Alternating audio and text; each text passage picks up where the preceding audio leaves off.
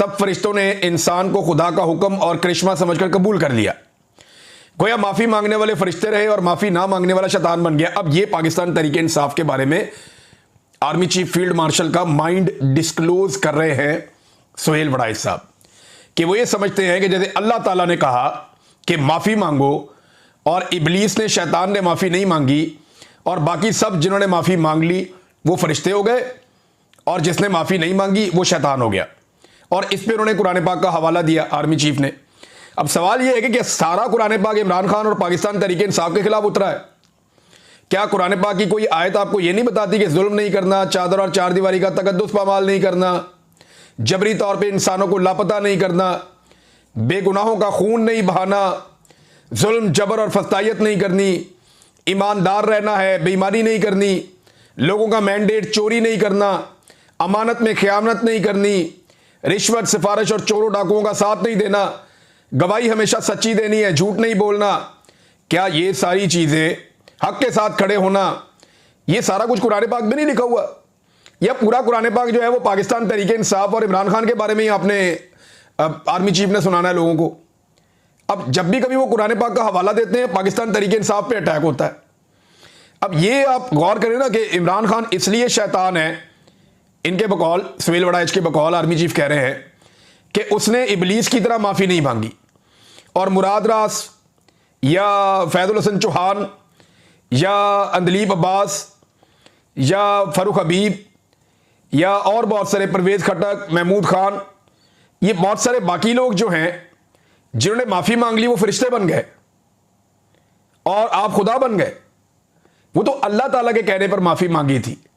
इस तरह तो हजरत इमाम हुसैन रज़ी अल्लाह ताला के सामने भी रास्ता रखा गया कि माफी मांगो, या सर नीचे झुकाओ, या तस्लीम करो, या पीछे हटो। तो उन्होंने कहा नहीं, सवाल ही पैदा नहीं होता, मैं यहां कंप्रोमाइज नहीं करूंगा। वो खड़े हो गए।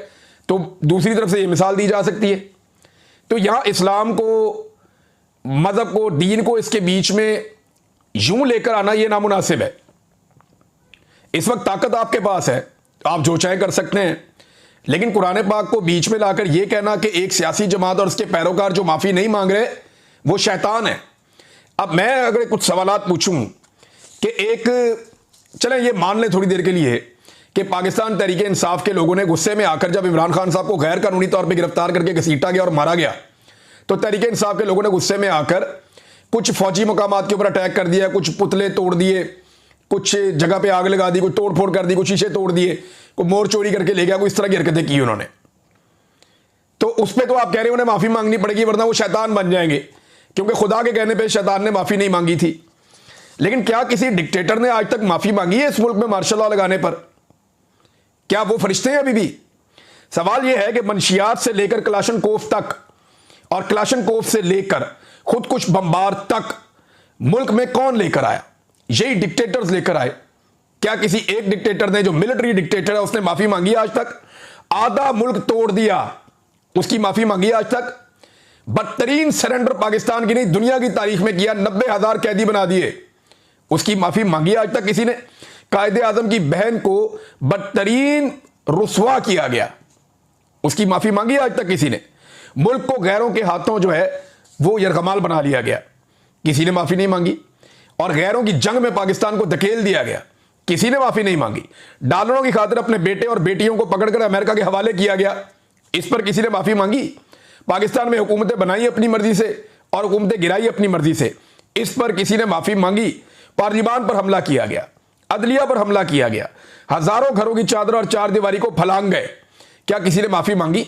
खवातीन को सड़कों पर घसीटा गया, आम शहरियों को अपने सियासी फायदों के लिए जबरी तौर पर लापता किया गया, पुरअमन इंसानों के ऊपर सिर्फ एहतजाज करने पर बराह रास्त गोलियां मारी गई, एक साबिक वजीर आजम पे लगभग 200 के करीब मुकदमे कर दिए गए, क्या किसी ने आज तक माफी मांगी? ये माफी सिर्फ इमरान खान ने मांगनी है और जराइम सिर्फ इमरान खान ने किए हैं। भाई जिस वक्त 9 मई हो रहा था उस वक्त इमरान खान साहब खुद हिरासत में थे और उन्हें फौज के इदारे रेंजर्स ने गिरफ्तार किया था गैर कानूनी तौर पे, जिसे सुप्रीम कोर्ट ऑफ पाकिस्तान ने उस गिरफ्तारी को गैर कानूनी और गैर आईनी करार दिया था। उसके ऊपर लोगों ने एहतजाज किया, फिर जो हुआ वो आपके सामने। अब पीटीआई ये कहती है कि जनाब वो फॉल्स फ्लैग ऑपरेशन था, जबकि आप ये कहते हैं वो पाकिस्तान तहरीक इंसाफ ने किया था, माफी मांगे। भाई अगर इमरान खान ने सच्चे दिल से माफी मांगनी है, एक बात तो क्लियर हो गई, सारे पाकिस्तानी ये बात जान लें, एक बात तो क्लियर हो गई कि आसिम मुनीर साहब ने यह बता दिया कि इमरान खान साहब पे जो केसेस हैं वो कानूनी नहीं है, उनका कानून से कोई लेना देना नहीं है, वो मामला सिर्फ और सिर्फ माफी पे अटका हुआ है कि यहां जिद ये है कि इमरान खान की हमने नाक रगड़वानी है, इमरान खान से हमने माफी मंगवानी है, मामला सिर्फ यहां पे अटका हुआ है। और वो शेर का बच्चा जेल में माफी नहीं मांग रहा, उसको रोजाना तंग करते हैं, तंगो तारीख जगह के ऊपर रखा हुआ है, उसको बाहर निकलने को नहीं देते, उसको सहूलियात उससे छीन लेते हैं, कभी बिजली बंद कर देते हैं, कभी इंफॉर्मेशन बंद कर देते हैं, कभी मुलाकातें बंद कर देते हैं, उसके बेटों से भी उसकी बात नहीं करवाते। तो ये जो सारी सूरत हाल पैदा की जा रही है सिर्फ इसलिए है कि इसमें कोई आइन और कोई कानून नहीं है। कैदे तन्हाई में उस आदमी को रखा हुआ है, इसमें कोई आइन और कोई कानून नहीं है। ये सारा मामला एक जिद का है और अना का है कि माफी चाहिए इमरान खान की।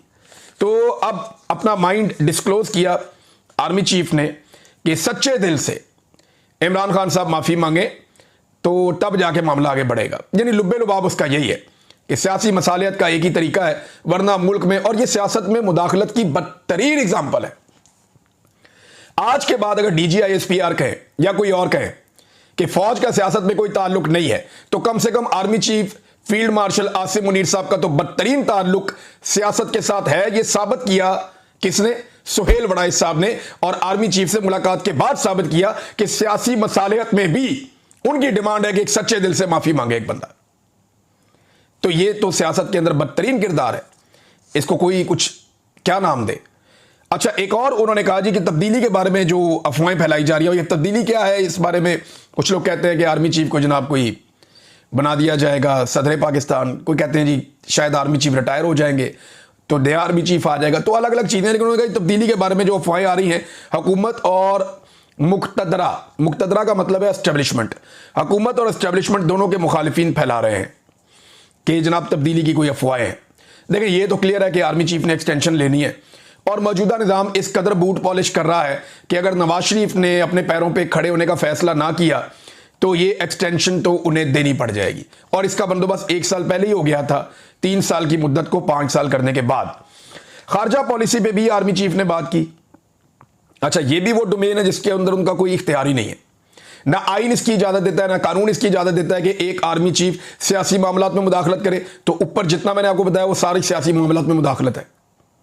और अब जो है वो तब्दीली के बारे में, यानी इनका क्या काम है इन चीजों से, इनका काम दिफा के साथ है। फिर खारजा पॉलिसी, अब खारजा पॉलिसी में हमारे आर्मी चीफ का क्या रोल है? वजीर खारजा मौजूद है, वजीर आजम मौजूद हैं, वो खारजा पॉलिसी चला लेंगे। लेकिन आर्मी चीफ जो है हमारे हमेशा से वो खारजा पॉलिसीज के अंदर भी मुदाखलत करते हैं जो नामुनासिब है। अब वो ये कह रहे हैं कि हम एक दोस्त की खातिर दूसरे को नाराज नहीं करेंगे। अमेरिका और चाइना से ताल्लुकात को बैलेंस करने के हवाले से ना वो इसके एक्सपर्ट है, ना उनकी इसके अंदर जिम्मेदारी है, ना उन्हें ये करना चाहिए। लेकिन पाकिस्तान